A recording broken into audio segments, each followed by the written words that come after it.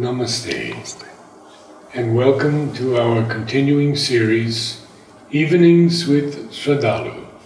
Namaste.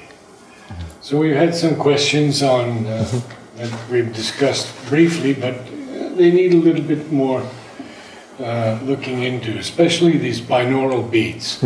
There's an awful lot these days on vibration and the levels of vibration and healing.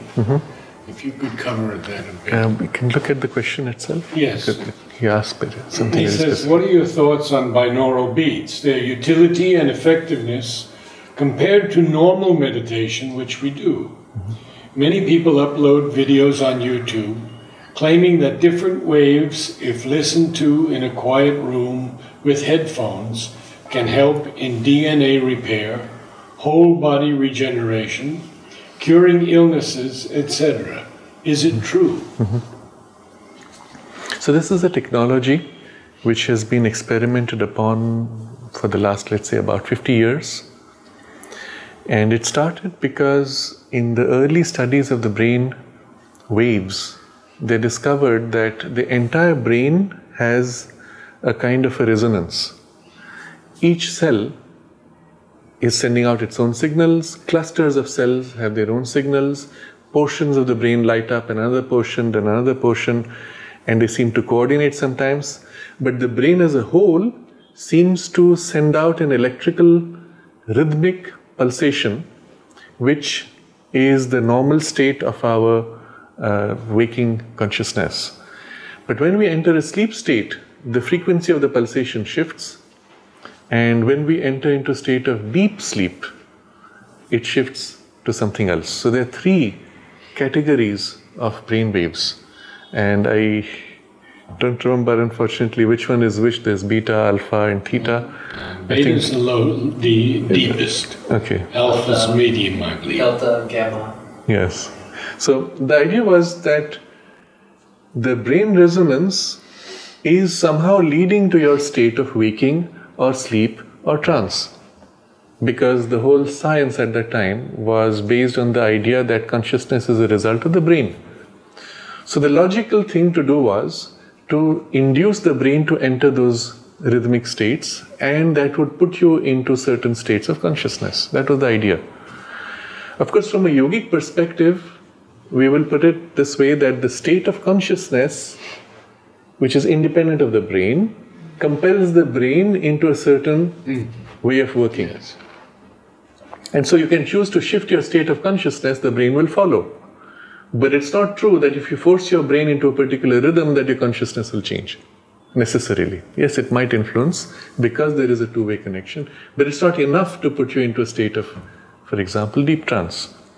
So the logic of this, you have to understand, comes from a Western reductionist physical model of consciousness, which says that the brain produces your consciousness. By tweaking brain waves, you will get your state of consciousness. Now, what they found was a meditator, especially deep meditator, could enter into the state of, with the brain waves at the equivalent of deep sleep while being fully conscious.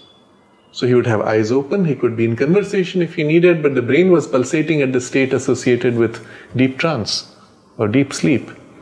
And so they said, okay, in that case, if we trigger the brain to go into these states, then we will be like the meditator. We will have attained the result of the meditation, because meditation is nothing but product of brain waves. Again, the logic goes the other way. How do you do that? How do you force the brain into those states? Again, this completely bypasses the point that even what's happening in the brain is distributed in different specialized parts. We are only looking at the overall rhythm. And that's all you're playing with. So one way they found was that you could artificially trigger the brain to enter that state by creating sound or sound pulsating at that frequency, which tends to pull the brain into that rhythm. It's as if you're sitting in a room and there's a piece of music that has a certain pace of rhythm. After a while, you'll find you will start in your body moving slightly to that beat.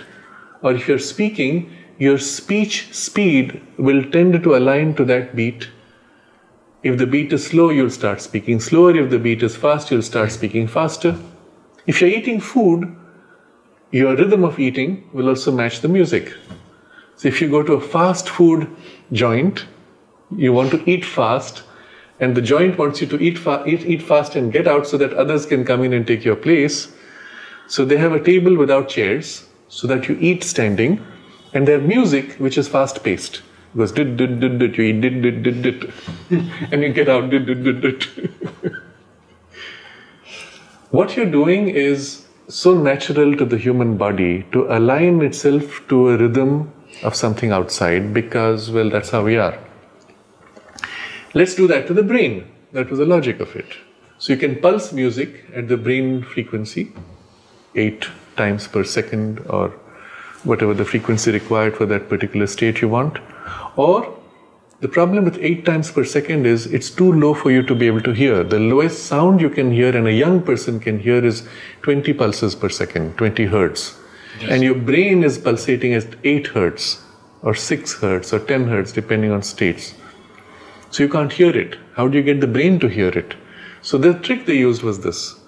You play a piece of music on the right ear and the same music on the left ear, but you process the sound waves of the music to be off in frequency by 8 hertz. So the result is the two sounds going in creates inside the brain which is listening a combination that pulses at 8 hertz. So the brain can physically hear the sound because it's coming in at a frequency that your ears can absorb. But in the brain, when it tries to align the left and right ear signals, it finds itself pulsing in 8 hertz. That's called binaural beat. That's a binaural, 2 ears, and the beat produced by the combination of 2 ears. So this is, then there are variations to this. Instead of having a frequency change, they will make a change in the phase of the wave. So the sound, because it can sound odd, if you hear music with a different frequency, it sounds odd. So what they do is they take the same frequency, but they shift the wave of what comes in the ear, left ear and right ear by slight shift of the phase, which makes for a combination which is 8 hertz again. Now, when it comes in at 8 hertz, you can do more things, and interesting things also. All this which is being done, you cannot hear consciously. That is, your conscious part of the mind is only hearing the music. Oh, it's a beautiful orchestral piece. But in the brain, which is processing the sounds and trying to align the two to figure out where the sound is coming from for the 3D effect, the brain ends up hearing the 8 pulse beat and tends them to synchronize to this 8 beats per second, and tends to put you into a state corresponding to what it's used to in terms of consciousness. So if it's a frequency associated with sleep, then you tend to get sleepy. If it's a frequency associated with deep sleep or trance state or deep meditation, then you tend to become as if interiorized, but because you're listening to the music, you're also awake. So they'll say, we have now got your brain to the state of the meditator. Now, if meditation was only an issue of slight shift of awareness or slight deepening of awareness, it would be true. But what the brain is registering is only the most superficial effect of the meditative shift. In the meditation, you could go into much deeper or higher or altered states altogether, which will not reflect on the brain. All that the brain will reflect is, oh, this is deep, steep state, and so the brain slows down or goes into a semi-trance-like state. The rest, of course, is inaccessible. So what you can do with this binaural beat is to put your brain into that state to a certain degree. Again, to a degree, you can of course will it away and reverse that effect consciously, because consciousness comes first, brain is second. So your state and your intention when you use binaural beats makes a big difference. But having said that, the effect of binaural beats is very superficial and stops at that level. At best, it gets you into a relaxed state, conducive to deeper practice, which you still have to do. It doesn't get you anywhere there by itself. But because it can get you into that state, it can make you very suggestible. It is a semi-hypnotic state. So in the binaural beats now, you can introduce speech, which is a suggestion given. You are feeling relaxed, or now you're feeling happy, or your fear for heights will go away, things like that. And so in the binaural beat music, at that subliminal level which you cannot hear, one can introduce a lot of things. And that's the tricky part. You don't know what you're being exposed to. It's all subliminal. It's all subliminal. So you download a binaural beat, you play it, you might not know that the man says, buy more of my products. Right? And suddenly you have this craving to buy more of binaural beats and you make a big fetish around it, when in fact all it's done is to program you to buy more and feel happy about it. Coca-Cola was caught doing this. They had the whole theater, and at the intermission, very, very rapidly, they would pulse this, and everyone would go and buy a Coke and popcorn or candy. The whole audience cleared out to buy it, and they were caught at it, and of course they had to stop. So in the cinema, the film frame is changing 24 times per second. So it's flashing 24 times per second. Why is that important? Because up to 10 pulses per second you can make out the flicker. Once it crosses the threshold of 10 pulses, it goes to 11, 12, 13, 14, you can barely see the flicker. Some more sensitive people will still feel uncomfortable or nauseated, by the way, if the flicker is obvious. But once it crosses the threshold of 18, you begin to not notice it. When it hits 24, it looks as if it's a smooth movement. But in the brain, there are a series of images coming which are being replaced one after the other, and the brain has to process it to create for us the illusion of a smooth movement. Instead of seeing the hand go tut, tut, tut, tut, it gives you the illusion of a smooth movement. At that point, it's picking up each frame's content. And so it is subliminal. You are not conscious of what is projected. If a single frame in that 24 is replaced, which says, eat more popcorn, buy more soft drink, it flashes 1/24th of a second. You do not notice it, but the brain notices it and obeys it. It's a hypnotic suggestion.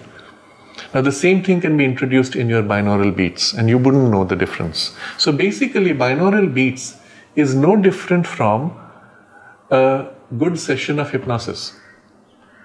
But with the difference that your state can make a difference. If you're going for a hypnosis session, you know you're going for it.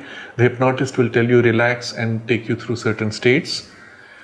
Whereas here you think you're listening to music and it's going to do something to your brain, so you may not participate actively.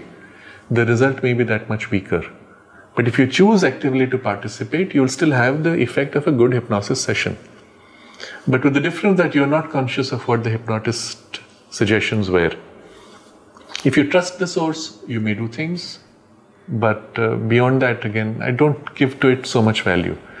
The idea that it will heal your body, it will regenerate your DNA and all that comes from the medical studies that show in deep sleep, there is the DNA repair or the cellular repair that takes place.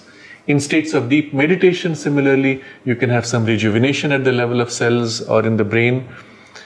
So what they're saying is, since through binaural beats we will get you to that state, you will get that result, which is a fallacy, because the binaural beat doesn't get you to that state as the deep meditation did. It just gets your brain waving at the same frequency as the deep meditator, but it's not the state of consciousness that has changed. You have not gone deep into meditation. You have not entered closeness to the self, for example, which is what would do the regeneration, the influence of the self or the psychic presence filling you.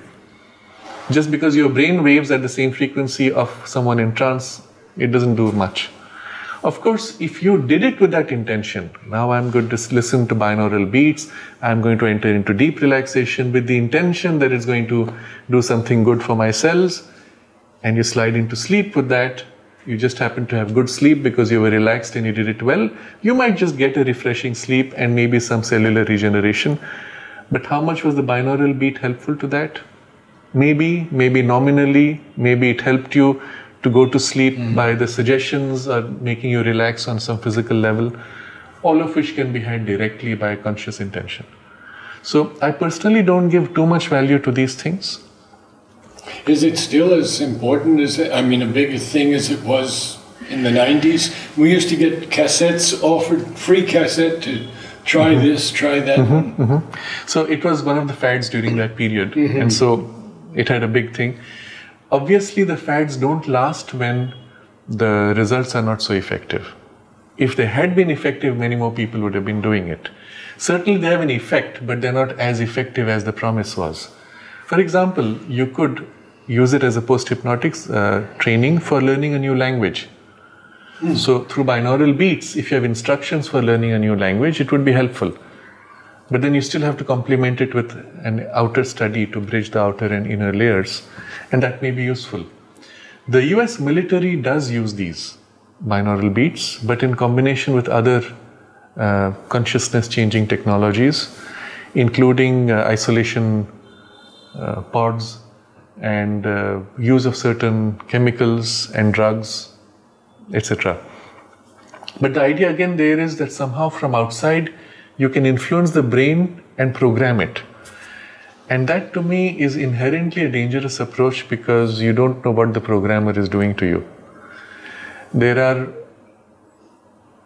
many experiments that the US military did. One of the most well-known institutions which worked on the binaural beats is this Monroe Institute. And they're still the producers of some of the best of this material.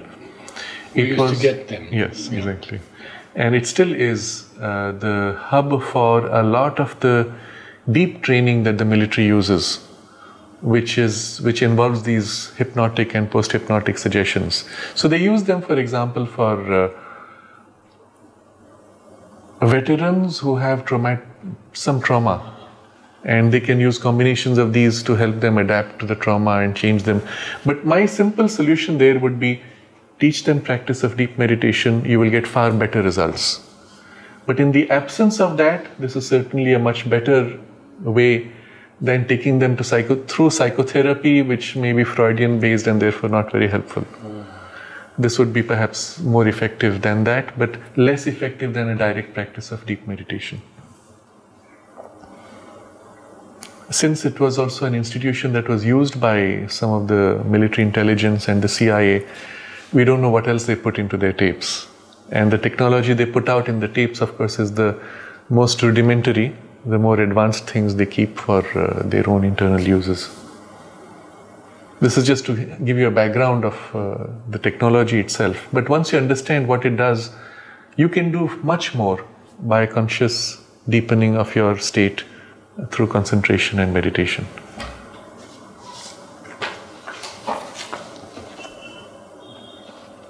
Sugar and its alternatives. So please read the question, because it's important.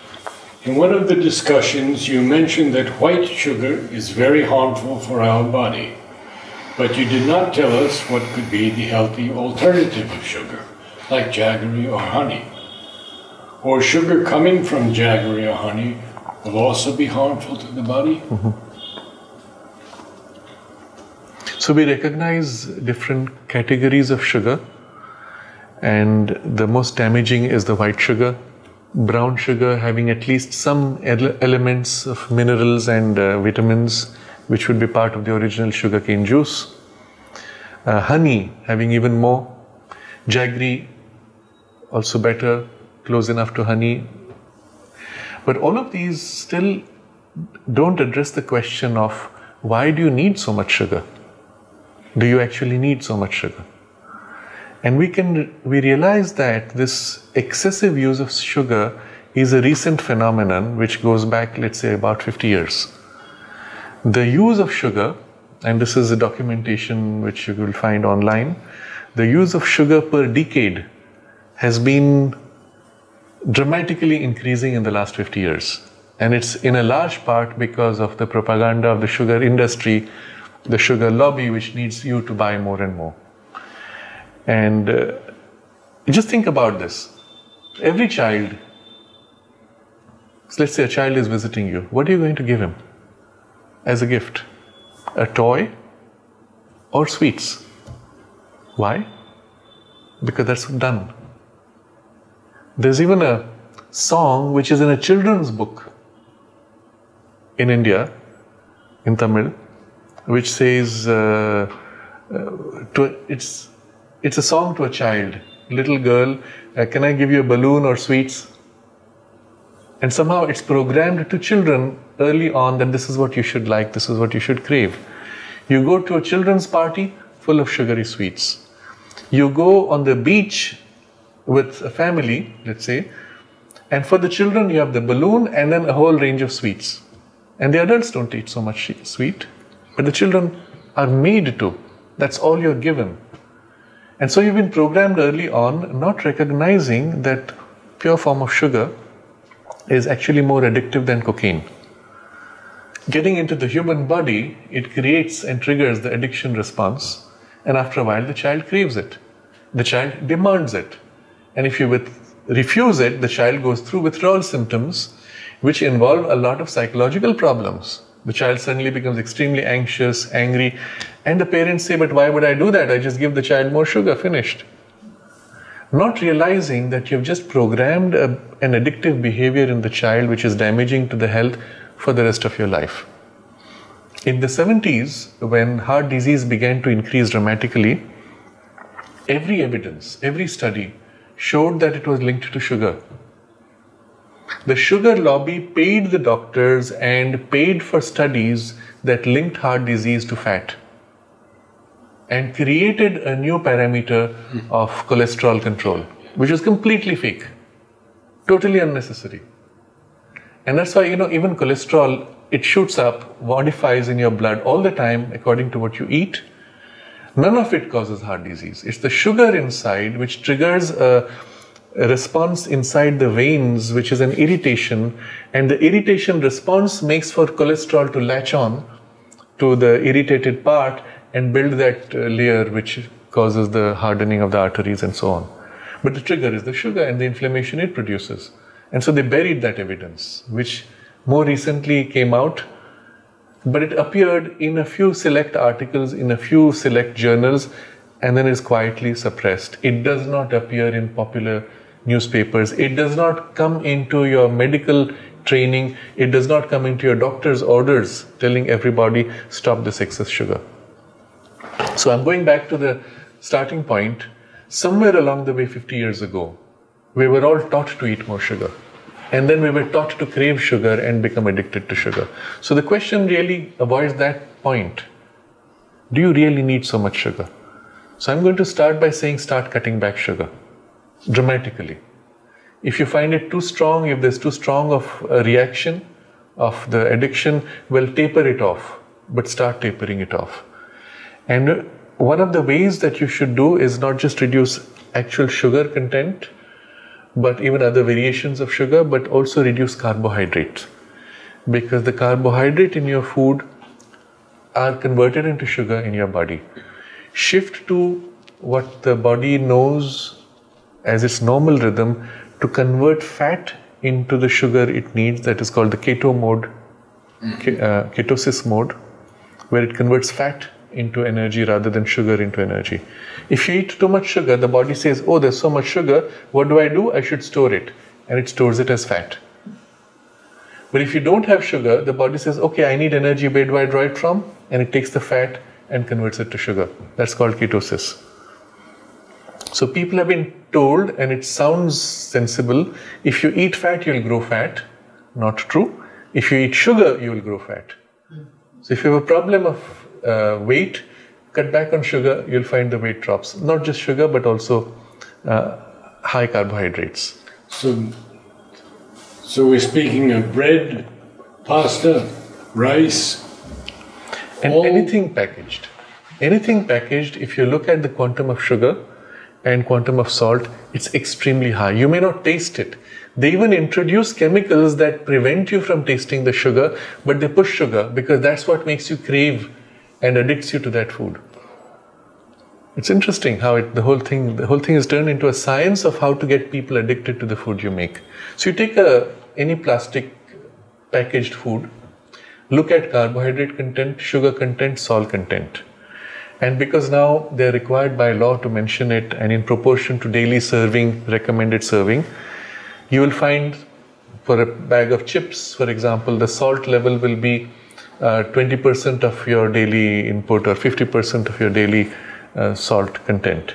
So if you eat a bag of chips that's already 50% of your day's salt. If you now eat normal food, your total has gone way beyond recommended levels. So when you look at those numbers, they seem to be well within daily consumption. But what you don't see is the full picture of the day's food, where everything now becomes excess. And if you take 2 packets of chips, you've already crossed your day's limit in terms of salt alone. Don't eat any more salt rest of the day. Can you do that? You can't. It's already part of the food. And the same for sugars and carbohydrates. People don't realize how much carbohydrate is actually going inside their system. And again, especially with packaged foods, where these are increased deliberately. In the ashram dining room, a lot of sugar is consumed. How much is it? I don't know offhand because I'm no longer eating there. Okay. So earlier you would have 1 spoon, which was put 1 spoonful of sugar. Is it still the same? Yeah. Okay. So 1 spoonful of sugar in your milk or in your yogurt, and that's already high. Do you actually need so much? And maybe you just stop taking it for a few days, allow for the craving to subside, and then you will just find that your body is quite happy with it. It doesn't need it. But you will have to start reviewing the whole relationship with sugar all the way from childhood onward.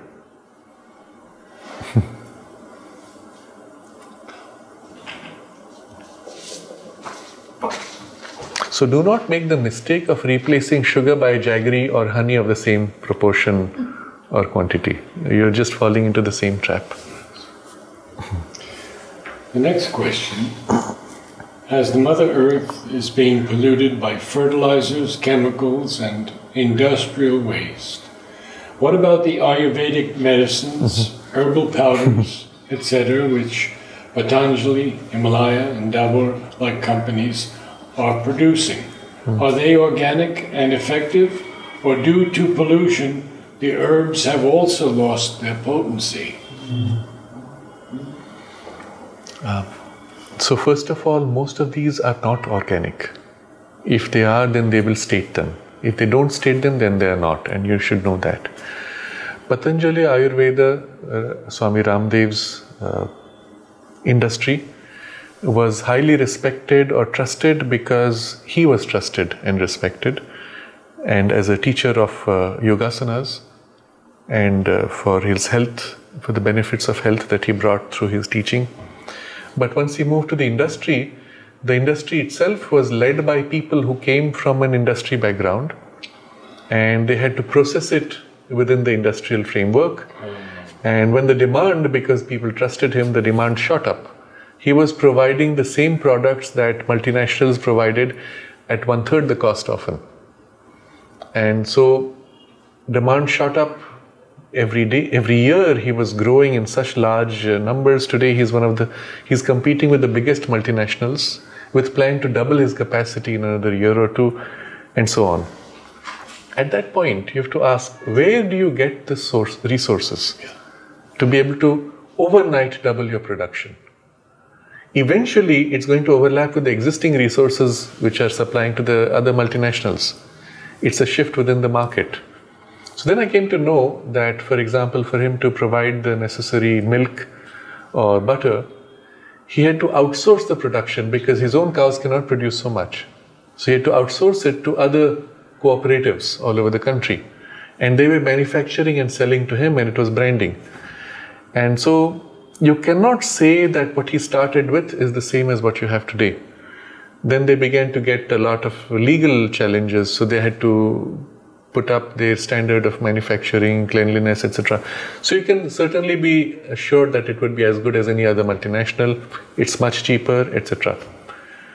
But does it follow the process necessary in the way an Ayurvedic product would need to be made? I don't know.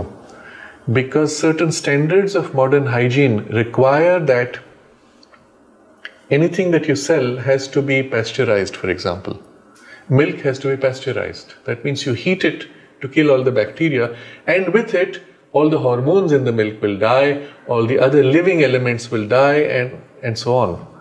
Is the pasteurized milk the same as milk which you would have taken from a cow in a village setting 100 years ago? No. are these products now by these multinationals or national groups equal to the same product made in a traditional way in an Ayurvedic home? No. Do they retain the same benefits? I don't know. Do the herbs have the same benefits? Perhaps, but they also have a lot of the chemicals and pesticides. Would that maintain the same benefit? I don't know. I would think not, but they certainly do introduce poisons which come with the pesticides. So unfortunately, we are in a very strange passage where we want to rely on these medicines, but we do not really know what goes on behind the scenes. And the standards required for them to sell in a big way require them to compromise, and in a manner that goes against the traditional way of making those medicines or processing those herbs. For example, certain herbs you were required to pluck at certain times of the day. It had to be early morning. You can't do that in an industrial manufacturing plant. Ideally, certain products even were made from milk that came from a cow which had just given birth to a calf.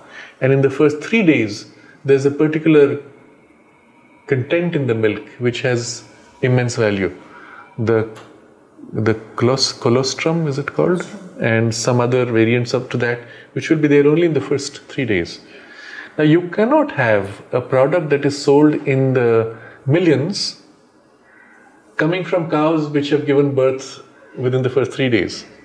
It's not possible. So they probably go through a similar process, but taking milk from conventional cows. And then they take milk from Jersey cows because they give 5 times more milk. Much more milk, yes. But the Jersey cow has a protein which is fundamentally different from the Indian cow, and so will have a very different effect from an Ayurvedic point of view, and so on. So I'm not sure whether we can say all the medicines are as good as they should have been, but in the absence of anything else, well, you take what you can get. We have a mutual friend who tells us that he has to source herbs from all over the world and find the right place, elevation and everything to make. And they're more expensive as a result. And they're more expensive. And so they can't be available to everybody. There are, though, in reaction to this situation where quality and then traditional standards not being met. You've met international production standards, but not traditional production standards.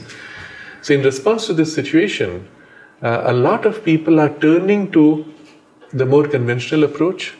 I recently, for example, mentioned this before in a discussion on milk, but to repeat that, there are farms which are coming out with A2 milk, that is milk made from traditional Indian cows, which are free roaming, grazing grass traditionally, and they're happy.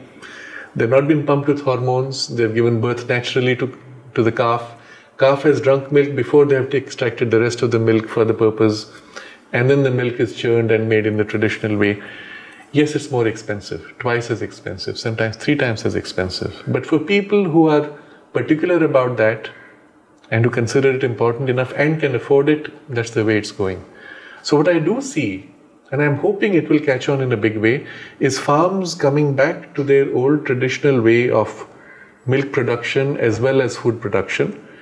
And if there is sufficient demand, prices will go up, but with it your health will also go up.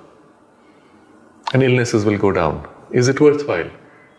So you may save money on the food and take pesticide-ridden, low nutrition food and fall sick, and then pay large sums for your cancer treatment, or you may pay a little more to get healthy food and not fall sick and have a healthy life. And it's a balance that you have to choose in some way. But I do believe that if this can work out, we can get even lower cost for these foods. It used to be a sustainable agriculture, isn't it? Going back 5,000 years. The system didn't collapse. And yet everybody was happy and everybody had enough. So it should be doable. People are also choosing alternatives, like almond milk and other milks. Yes. I think it's a good idea. Yes, when the milk has too much poison. But I still ask the question, why milk? Because since childhood you were told a glass of milk every morning because it was healthy then.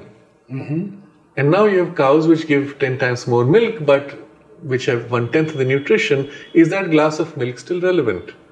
So you buy a milk carton which is fortified with calcium, which means they just added chemicals for the calcium, which you were getting earlier in a glass of real milk from the cow. And if finally what you're getting is fake milk, colored water with chemicals in it, we'll drop the idea of milk completely. Do you need to drink the milk? So one of the things which this whole situation has done is to make us question the value of certain traditional habits. Yes, they were valuable in the way they were done, but if you're not doing them the same way, is it worth it? So why do you want almond milk? Well, if you need a white colored nutritional liquid, yes, almond milk is your replacement. But if you don't need it white colored, eat fruit, eat vegetables, eat something which is healthy in any case. You don't need to drink just because it's white. The logic is protein and calcium. Protein and calcium. So you could have protein and calcium by other means also. It should be there in your food. If it's not there in your food, then certainly almond would be a way. But my question again will be, if you're going to take almond milk, why can't you eat almond? Chew it well. It creates the milk internally. Just because the milk is concentrated from almond. But there's a benefit to the pulp also, which you would throw out in the milk. So with the cow, it made sense because it had protein, it had calcium, it had also B12, which vegetarians don't get easily from other sources. So it made sense there. Once you've dropped that milk, you may have to review, but rethink from scratch. You may end up with almond milk, but not soy milk. Soy milk is another of those replacements. You want a white colored liquid, so you put soya. That's a danger. Very dangerous.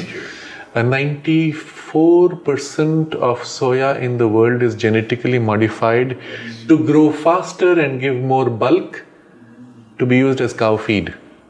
So to get real soya, which is originally healthy with high proteins and not GM modified, is very difficult. If you're lucky enough to have that, soya has a very strong hormonal mimic which matches estrogen. So with women it's fine, but even to them it might overload the estrogen content. With young boys it can create excess of estrogen and create imbalances at a hormonal level. So I don't recommend soya because of its hormonal effects. Almond milk is fine. We've covered all those questions. Yes. Do we have any questions from the audience? Yes. Tofu has been is very popular in the southeastern countries. Yes. So tofu is made from soya milk. Yes. So what do you say about that? So if tofu was made from a traditional soya, it would be fine. If it is from GM modified soya, I would not recommend it. Still, it is coming largely from the Japanese space, I believe. I don't think from there it has spread everywhere else. In the way they prepare the tofu, they also pass it through a fermentation process, which changes completely its nutritional content. I don't know what it does to the element of the hormone mimic, the estrogen content. I don't know what it does. I cannot really comment. But the general observation I would make is go with what your body has adapted to in heredity. So if you're in Japan as a Japanese body who is used to having soya and tofu for generations, the body has adapted, it's fine. But in India, perhaps I may not recommend that. Or if you have a major problem with enough nutrition, take a little bit.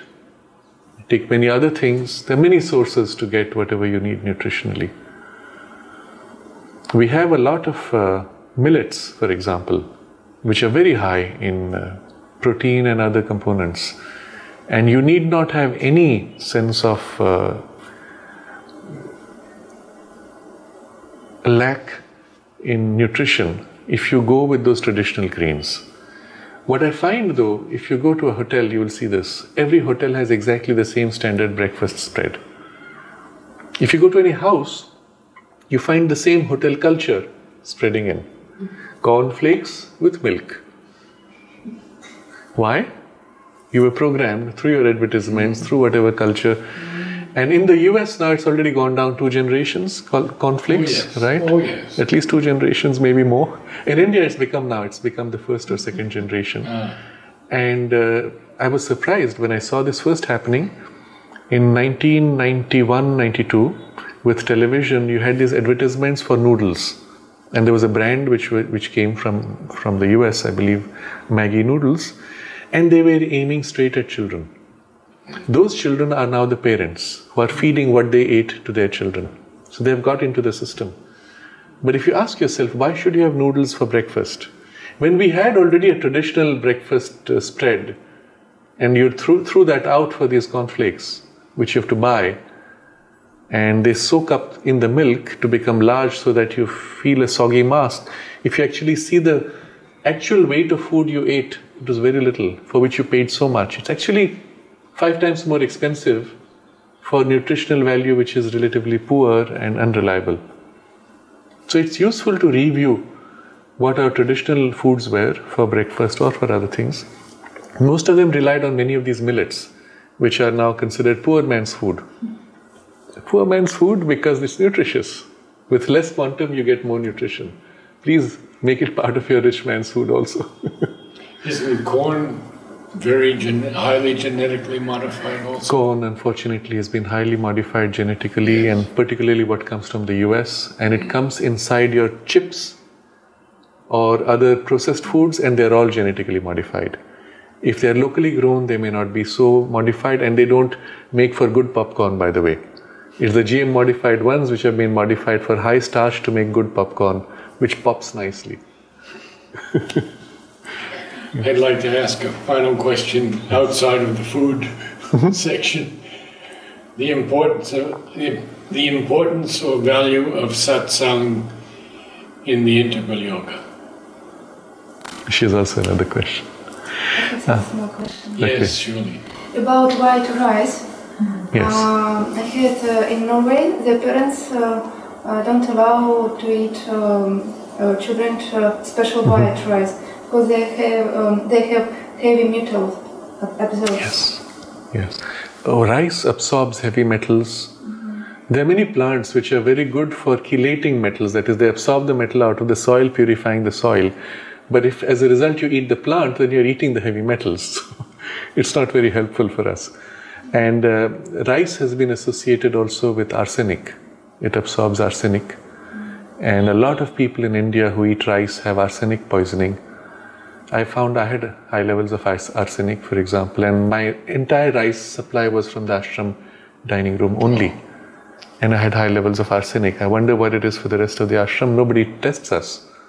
So until you have an illness, nobody tests you. And even if you have an illness, they test you for the things associated with the illness, not for the heavy metal poisoning or arsenic poisoning, which might be the root cause of the illness, right? So you have to check. And I would want this to be done ideally by the government. The government should be setting these standards and verifying the food supplies and demanding that people in their production should maintain this. A common man cannot be checking. It's too expensive. There was one question earlier which you had raised also about regarding the climate. In fact, we started with this about climate changing. Yes. Remember the first question? And whether there's any hope, and the person had asked that he had faith in the supramental action. So I want to conclude with this question.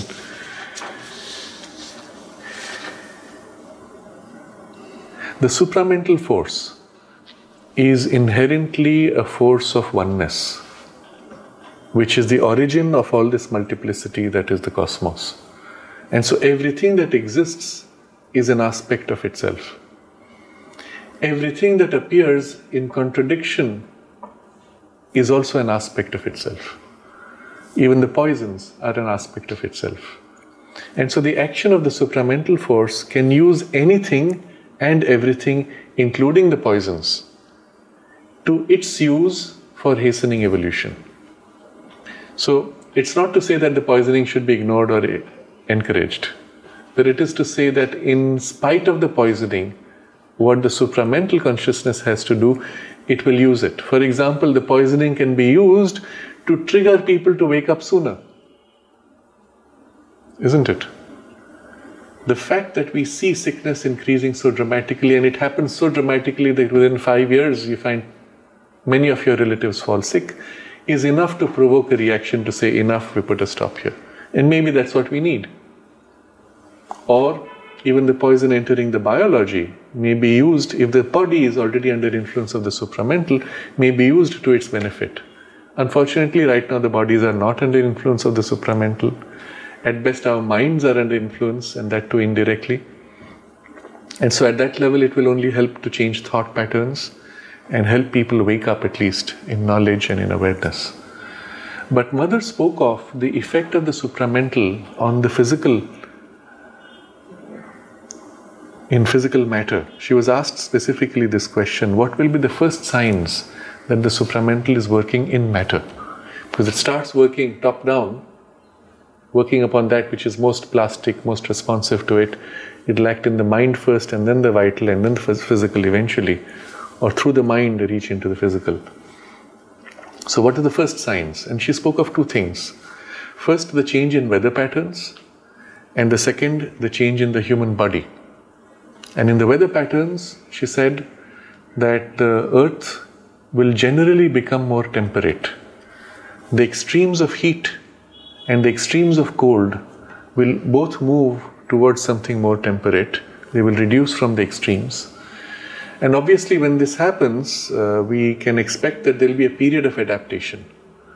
So we see hot places becoming cooler, cold places becoming warmer, and that's part of that overall turn.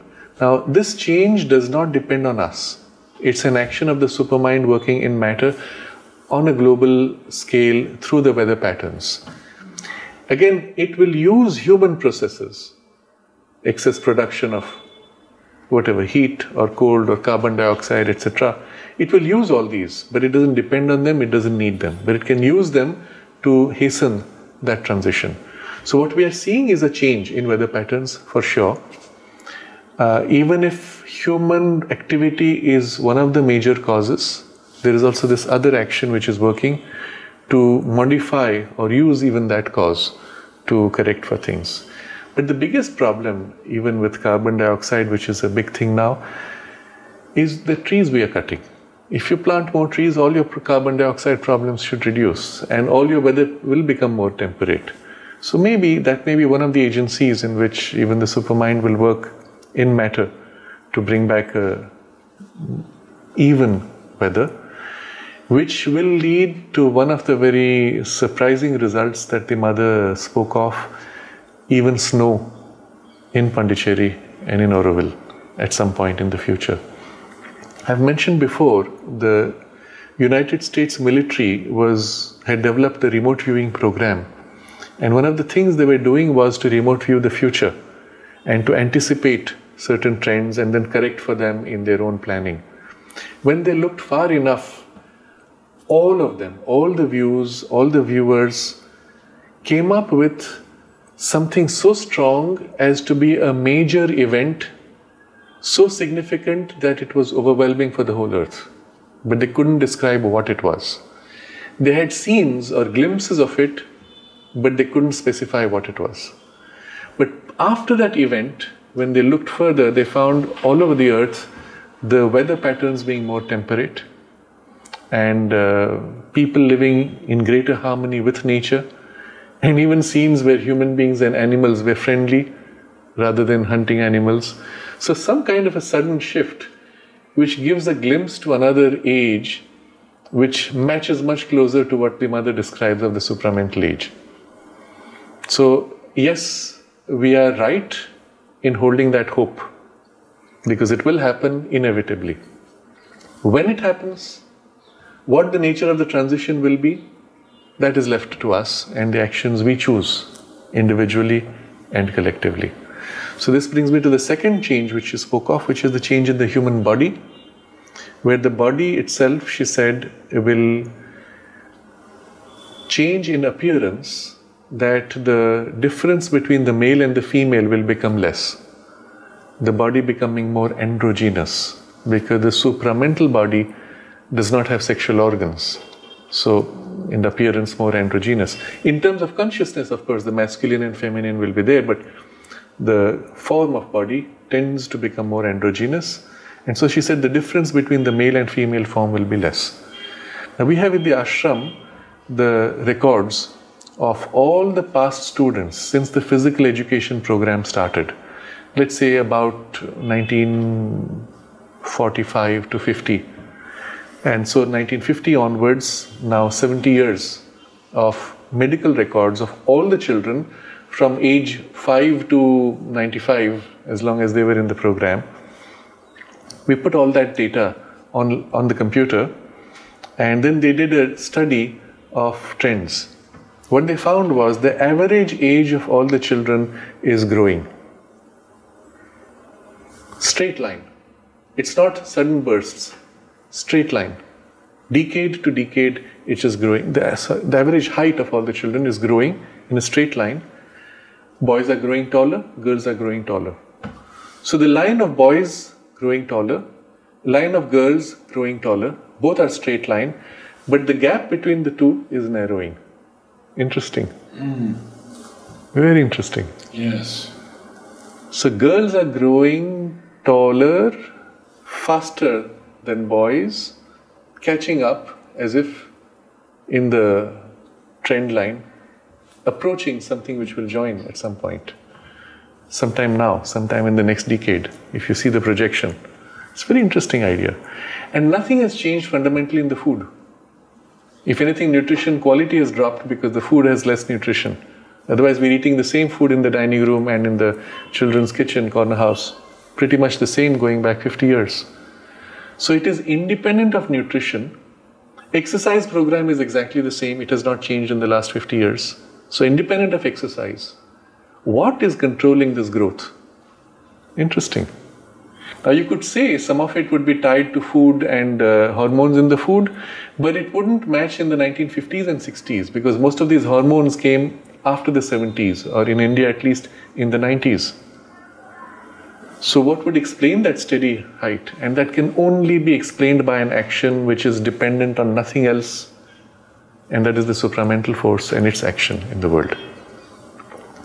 So we are in a very interesting phase where, with or without our awareness, things are changing at a material level, and of course at a psychological level much more rapidly and profoundly. But when we become aware and when we put ourselves in alignment, at least in aspiration, to that higher consciousness, then its action enormously accelerates within us. And things can happen which we could not imagine. And we are in for a very interesting phase in evolution. That's all we can say. Longevity of life? Longevity has to increase, which has also increased. The medical science will claim it is the result of its efforts. Certainly what medicine did was to prevent premature deaths from illnesses which were curable. But having done that, it doesn't in itself offer anything for longevity. Longevity could come from better lifestyle, better nutrition, but both of these have dropped. In fact, we have more sicknesses than ever before.